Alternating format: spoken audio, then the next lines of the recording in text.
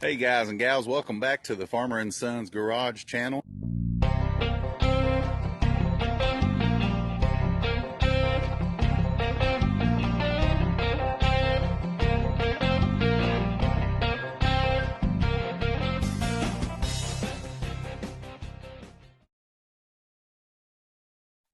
Okay, so this is episode number 10 of the Pickle build. We have got it dropped into its final resting position where we're going to be welding it up and putting it into place after several times of lifting it, cutting and trimming, dropping it back down. So I will show you a little bit up here. So we kept as much of this part as we could, and you can see I trimmed to try to get that to match up the line of the cab, and I've got it pretty well tucked right against that. So I should be able to weld that in. Maybe might need to put a little L bracket in a couple of places just to brace it together where there might be a gap, and then run some seam sealer through. I'll have to weld in a little plate here to fill that hole in. And then I've got a couple of spots up here, but we've got that exactly where we wanted it tucked in. So for anybody else that does this, if you're doing it on a 6123 Unibody and you want to do it exactly the way we're doing it, you can see where we've cut out. There were two bolt holes here where the hinge for the door was. So you can see we've cut that entire slot out, or that hole is the little corner of it's left. So that gives you an idea of where to cut and where your cab should come to. And then of course we rounded up, and the two bolt holes up here are completely gone. And then rounded up to this edge. There's a little divot right here. We're about 2.5 inches up from that, and we're sitting on that. And we've got the rocker down to where the rocker of the truck is almost probably down to where there's about 1 inch of the rocker left in here. So we'll, mic technical difficulties here. My mic popped off. So I'm going to take like a 1 inch square, or might actually be able to get a 2 inch square. We'll see. Probably 1.5. But anyway, we're going to weld, grind this down, smooth this up, clean that little area off. It's green. And weld this together to that. Then we'll weld a plate or a box across here that tucks in. May have to notch this out for it to go back in there and down under here. And then we'll be able to put a face plate on here. Put a box tube down this way and down this way, possibly, or just a little panel in here to square that in. So we'll seal all this off. We'll have to go underneath the bottom back here and up front and just put a little sheet metal, flat 16 gauge or something piece on the front and the back to seal it off. I may go ahead and cut the rest of this out. I've got a piece of angle iron I'm going to weld back here. So while we've got the floor mat out, I may clean this up a little more. Plus, that'll give us room to get the seat pushed all the way back if we kind of angle this in and get rid of that. Since we're the car structure is what's going to be holding all this together anyway, we'll be able to cut this out, weld a piece of angle iron across the back. We didn't cut into the HVAC. We had to trim as close to the box as we could. Laban, if you'll come on around this way, you can see we've got this tucked in, got good finger gap, and we've measured that on both sides and got it down to where the wheel arch is pretty much riding the top of the rim. And of course, we might put the tailgate back on. I'm trying to think what else that we still got to do. We got to run the fuel line back here and get that ready. Move the radiator back. Radiator back, yeah. So the front clip, we've still got to work on getting the radiator back. So we've got the Crown Vic hump like I kept on mine. We're going to take a piece of the bed floor and weld from here up to here, and we'll tack that across here and up on both sides and box that completely in. We'll be able to just tack this in a few places and run some seam seal across the back. I'll have to weld one little patch panel in right there where that was rusted out. So that'll be sealed off. And we have put the hitch on. We got a Kurt 13707 hitch, and we've got it right there. And I have fabbed up, same way I did on my truck, I've done for Laban's. We took an old tag, which I've got to trim these. I had long bolts, I got to trim these off. And I took another tag to make it sturdy. But I took an old hitch plug, put it on here and screwed it into place through an old tag I had. Then mounted a tag bracket and Laban's tag that will slide in, and we'll lock that right into place and put the pin through there. And when we need to haul something, We can pull that out, hook our little utility trailer back here, or we've also got a hitch mounted American flag that, like when we're in a parade or something, we can slide in place of the tag. But that's just to have a nice place to easily mount your tag that puts it right where it needs to be. I did that on mine, and we thought that was a great idea to do again on Laban's. Let's see. Trying to think what else. Oh, we don't have any sponsors on the Farmer and Sons channel, but I guess the closest thing we have is this video is brought to you by the official grease rag of the Farmer and Sons garage, Hanes Underwear. It works great, recycles. You don't have, they cost nothing because most guys have these in your old drawer that you haven't thrown away yet. So, and that's grease stains, not chili stains. Yes, that's true. That is grease stains. Those were clean when we started using them, but and that's just being silly.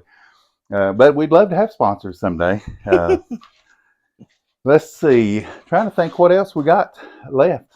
Just moving the radiator back and mounting up, welding for the core support. We'll probably have to weld a battery brace because on the Crown Vic, the battery is kind of supported by the big core support on the Crown Vic itself, and we have to take that off when we slide the radiator back. We'll take that whole core support off and slide the radiator back. That'll probably be on the next video. Don't know how much we'll show of that, because if you want to see how to do the radiator move back, there's other video series on these truck builds. Rudy's Ressurrection. If you look his up, he does a great job going over that. I think it's episode 14.1. I'll try to look the link up to that, or have Laban look it up, and we'll put that in the description under here. So or maybe we'll do that on the next video. I'm kind of giving you a heads up. And also Dead Animal Garage, John, when he did his truck, and probably episode 5 or 6, I'd have to again look at the link of that. He does a good job of.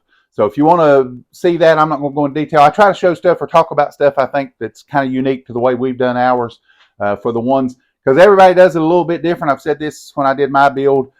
As long as it works and you like it yourself, I don't think there's any right or wrong way to do these. Some people's going to tell you there's a better way, or more valuable way if you resell it. Like for instance, Crown Vic dash. I like keeping the Crown Vic dash on mine because if I ever need any parts replaced, I can go to Rock Auto or the local junkyard, and mine was a 2001 Crown Vic. I can get parts all day long, anywhere I want to, cheap as dirt, relatively cheap as dirt, I guess, compared to other stuff, and easy, quick fix. The dash is easy to get to and fix. All the stuff kind of pops off from the front, where on the truck one you had to go up under and from in behind on a lot of that stuff. I like the modern conveniences of having the air conditioning, and we didn't cut anything on this. We didn't have to do a bunch of hacking and splicing and cutting wires and matching wires up and stuff. Pretty much all the wires on this truck are still the Crown Vic wires, and I feel like Ford spent enough time and money on safety features, reliability, and all that stuff, to where why should I try to screw that up and try to make it possibly worse when it's a great platform that works great. So we didn't cut any of the wires as far as anything to any of the controls on the dash and stuff. Now of course there are some wires we did cut that we won't use, like to the third brake light. We're not using that. The rear defroster, little things like that. The door window, power window wires and power door locks and all those kind of things, all that stuff. I cut those off, sealed them off, and kind of took those out of the way, shortened them up, and got those out of the way. And so we're ready to weld the rockers, as I already said, seal up around the dash, seal under the hood, and around the front corners of where the cab is up there on the firewall. I already showed you on that side. Same thing on this side, where we shaped it to where the truck was going to rest right down on it.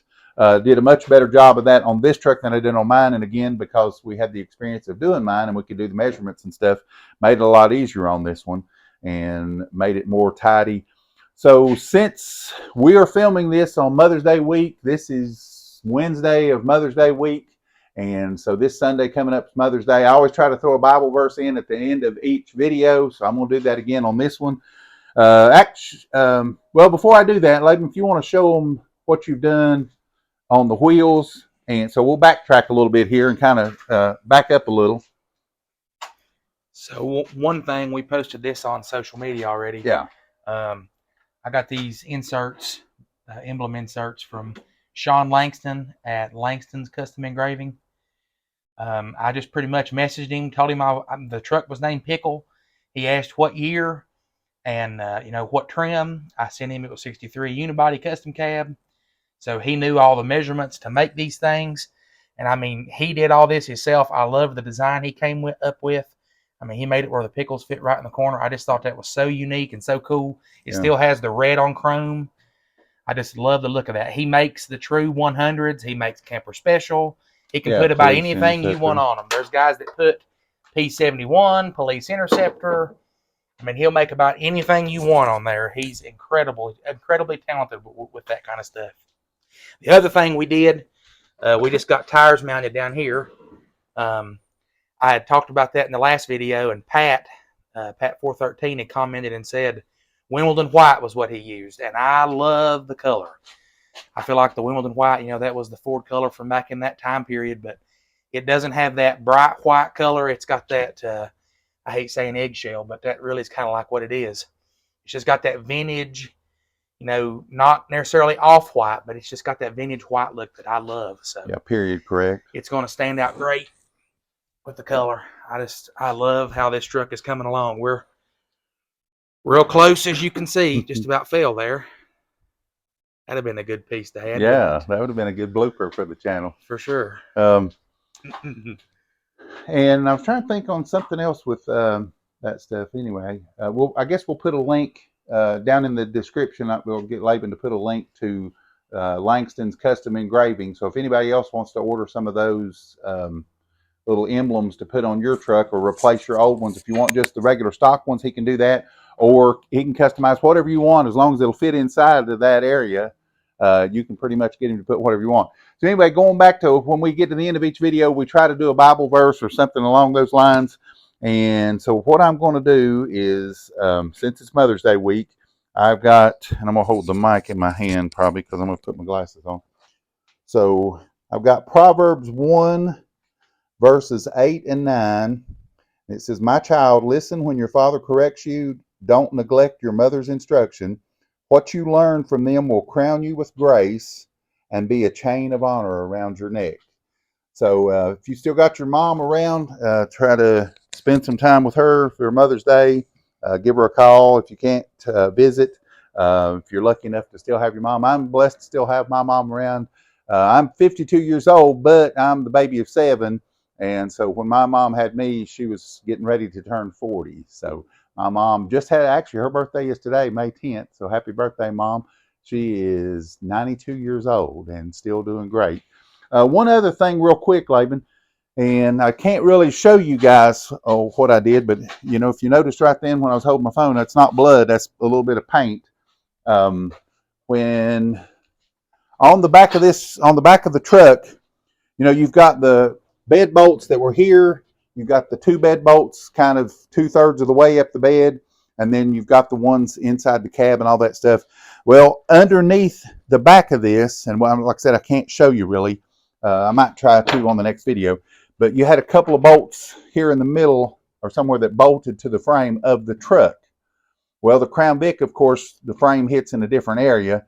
So what I have done is on that rail that goes across underneath down here, it's kind of a C-channel. I centered that up on both sides, and it's pretty much along this seam that runs from the back of the fender tub all the way back here where that piece of metal and the bed floor goes together. There's a little pinch weld that runs down through there. Where that comes across the top of that C-channel, if you'll center that, drill a hole up through it, and drill a hole up through on the other one on the other side. And then what I did, because the frame's back here and you can't get your hand up in there to put a bolt in, I actually took paint. That's why I've got paint on my hand. I took the bolt, and I'll get one just for reference. So when I would drop that down through, I had the bed lifted up. I dabbed some wet paint on the bottom of the bolt, then stuck it down to where it touched the frame. I did that on both sides so that it would be lined up exactly with where that hole is. Then I drilled a hole down through the frame on both sides, took a bolt. Then once I lift the truck back up, you can stick your hand through the back of the Crown Vic frame, slide that bolt up through the hole, take your welder and just do a few tacks around it, enough to hold it in place where it won't turn, and then do that on both sides. Then I drop the truck back down. That bolt slides right up in there. You just reach up into that C channel, tighten the bolt down. So we will have the truck bed bolted directly to the Crown Vic frame back here. And then, of course, we're going to have it welded in. I will weld down both sides. I'll have to get rid of this seam seal stuff. But just like I did on my truck, I'll weld a seam on both of these sides. I'll weld down through here, weld on here, to where this Crown Vic hump will be welded to the inner fender tubs. But anyway, I want to talk about how I did the bed bolts back here. So if you get to that point and you're struggling with how to figure that out, that's how I did mine. I wish I'd have took the time to show that in a video. If you've got any question about that, just shoot us a message and let us know. We're on Instagram at Farmer and Sons Garage. We got a Facebook page, Farmer and Sons Garage. Of course, our YouTube channel that you're watching right now is Farmer and Sons Garage. So thanks for watching, and the next video we'll be doing the radiator slide back and mounting the front core support of the truck and trying to get the front clip lined up. Thanks for watching.